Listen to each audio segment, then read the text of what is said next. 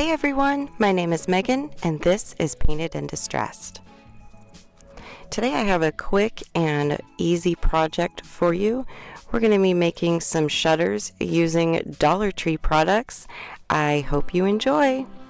So for this project, to make the shutters, you're going to need 4 of Dollar Tree's larger signs, 2 for each shutter.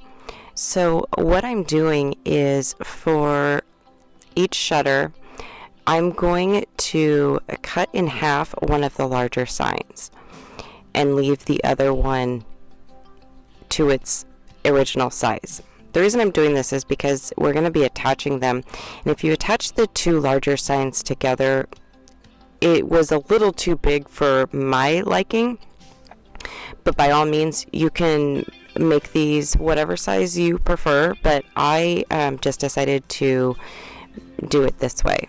And so I am using an X-Acto knife, but I would most definitely recommend using a box cutter or something stronger. I just could not find mine at the time, so this is what I used. It still didn't take long to cut it. I mean, it only took a couple times of scoring it, and then I was able to cut it in half. And then I just wanted to make sure that all of the edges were even and stuff like that. And so now to attach them, I am going to be using the large craft sticks from Dollar Tree, the larger size. I typically don't like using these to attach large signs, but I think this is the best way and the most cost-effective way to do it. And then to get rid of the holes that are on top of the signs, I'm just using some joint compound. And then to seal the seam where the 2 signs meet, I'm also using some joint compound as well. Now, I am going to be making some faux lines down each of the shutters to mimic, I guess, kind of like a shiplap effect. So this isn't necessarily a step you would need to do, but I did it just to make sure that my lines were, for the most part, even, and that they all looked cohesive, and so that's why I did this. And it didn't take long, and once it dried, I just sanded everything down. And then with the extra half of the sign that we cut apart, then I'm just going to be I'm just measuring out right now the width of the shutters, and then just marking where I'm going to be cutting. And this is just to add a little decorative touch to the shutters, if you will. Now this is just to make a straight line on the top and the bottom of the shutters. You can most definitely make that Z pattern. I did that with the first time that I made these shutters, but this time I just wanted it kind of a little more modern and less farmhouse looking. And so then I'm going to now paint these, and the color that I chose was Elephant from Waverly, and my bottle hadn't been used in quite some time, so it needed to be shaken up. So when I wasn't even, I guess, paying attention when the first paint stroke, and it was quite dark. So I shook it up really good, mixed it together, and then now I'm just giving each of the shutters, now you only see me making 1 in this video, but I did make 2, and I'm just giving each of the shutters just 1 coat of the elephant, and that's going to go on the shutter and on the little decorative accent pieces as well.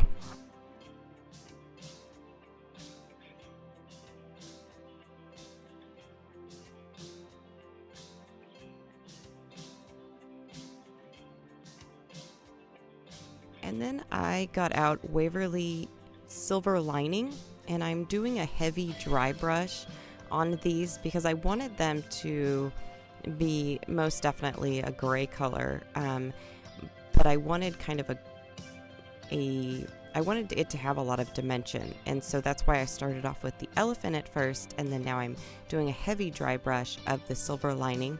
And I'm going to do this on both of the shutters and on the accent pieces as well.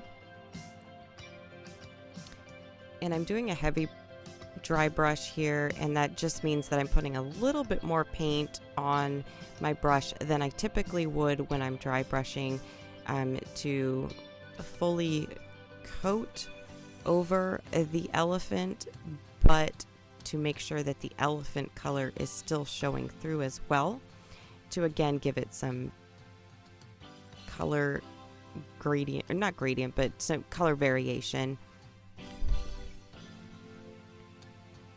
And at this step, it's, if you end up getting a little bit more on your brush, it's fine. It just gives it a little bit more character as well. I like to, when I lightly dip my brush into the paint, I like to make sure just to wipe off a little bit of the excess on a paper towel, just to make sure that doesn't happen. But if it does, it's not a big deal. It gives it more character, I think, because I did go a little heavy on some of the pieces, so it's okay.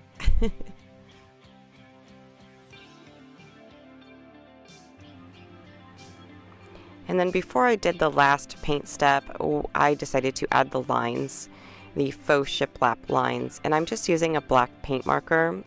These are from Hippie Crafts, and they are on Amazon, and I do have them linked down below. These are probably some of the best paint markers I've ever used. They come with 2 different tips, and they just work so well, especially on top of paint. And they work really well on top of stain, especially like oil based, because sometimes it's really hard if you're using an acrylic paint marker to write on top of a stain, which is typically oil based, and these work great. So anyways, I am just going through and I just marked an inch in between each of the lines. And the reason why I did this before the final paint step is because I didn't want those harsh lines. I wanted it to look a little bit more natural and realistic looking. And so with this final step, what I am doing is I'm taking out my Folk Art Adirondack White, and I'm just dry brushing again over the, so this is the 3rd layer. And I'm doing this a little bit lighter. And I first started off using a paintbrush and dry brushing, but I don't like seeing all of those paint strokes. To me, it doesn't look natural. And so you'll see in just a minute what I actually end up doing is watering down some the same white paint, and use a baby wipe, and I go over the entire thing to give it a wash. And then that way it kind of marries together all 3 of the colors to give the desired effect that I was looking for. And so right now, because the dry brushing paint was still wet, then I just went over using a wet wipe, and that of course are from Dollar Tree. And then this just kind of gives away the harsh strokes that you see from the paintbrush, and then it just kind of gives it this nice wash. Now I made sure not to go over the lines, but in some places I accidentally did, but I think it added a little bit more character and made it look a little bit more rustic and realistic. And so I just went with it and let it be. But you can always just go back over with your paint marker. But again, I just did not want the harsh lines, and so that's what I did. And I also did take, as you can see here, then I just dipped the white brush, or the watered down white paint with a wet rag. This is again just like a baby wipe, and because again I wanted to get rid of the paint strokes and I just wanted a smooth wash of color. And at first it's a little alarming because when the paint is wet, as you can see here, it's very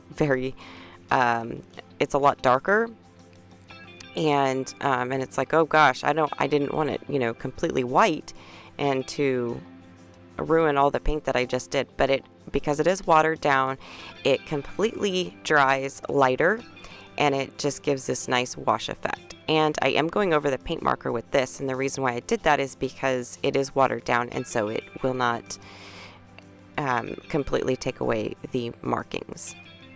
And then now I'm just going to hot glue the little accent pieces onto the shutters, and I was just making sure that they were even on the top and the bottom.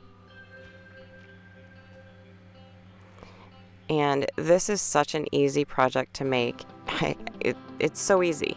And so for a little added detail, I wanted to add some wreaths to the front of these. And so first, I'm just using some of this faux leather, and I just cut a little strip about an inch or so, and then I took a thumbtack from Dollar Tree and I just painted it a softer gold color, and then I'm just attaching it in there just to make kind of like a little loopy thing.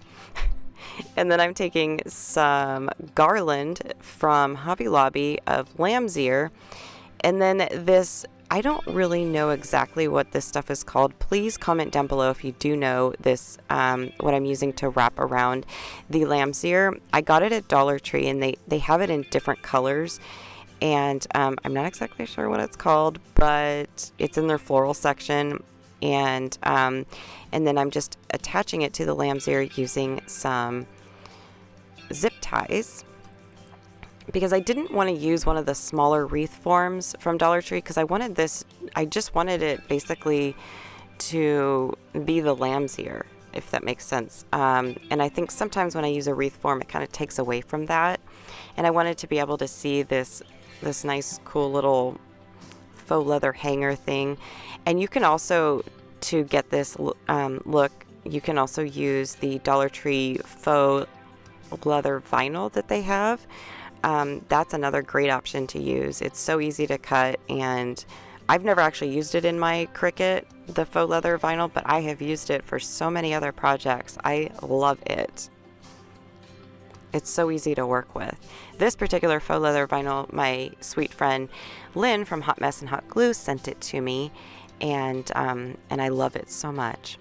So what I did there with the mallet is I just pounded it down, so that way, because whenever I cut the sharp part of a thumbtack, it doesn't lay flat. So anyways, I just did that, and then this is how they turned out. I have these hanging in my entryway, and I just love them. I think it freshens up the space, and it gives a nice modern look to what could be a farmhouse type look of shutters, and I just think these are so awesome. And I would love to know what you think down below. And if you have any questions or anything like that, feel free to leave them in the comments down below as well.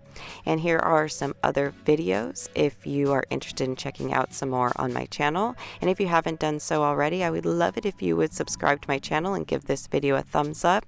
Thank you so much for spending the day with me, or the 12 minutes with me. I very much appreciate it. And until next time, I'll catch you on the next one. Bye.